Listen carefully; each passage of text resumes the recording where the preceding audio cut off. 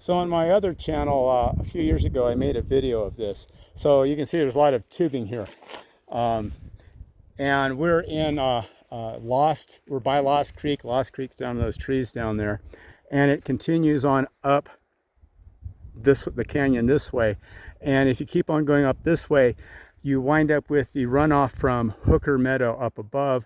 And Albanita would run off somewhere over that way. And also Corral Meadow would run off somewhere over that way. At any rate, we have this big pile of tubing. I don't know how many feet of tubing this would be, but it's a lot. I vowed many years ago to remove this, in pieces at a time, but I've never really gotten around to doing it.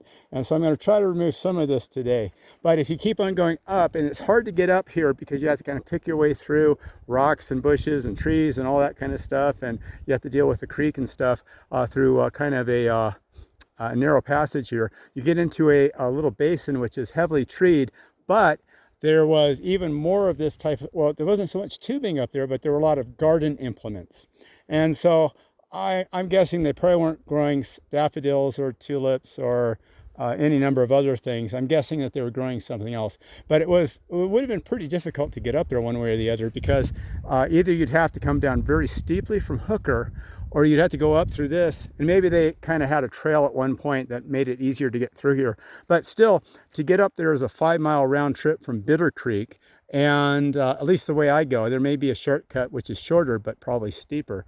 But it would have been a hassle one way or the other. Now there are the remains of a sleeping bag up this way, and I've seen before the remains of a tent somewhere around here. So I'm guessing that they would hike in, stay up here for a while, and grow their tulips or daffodils or whatever it was they were growing. Who knows? I have no clue what else they could possibly be growing, but probably most people can guess. But at any rate, that's a little something from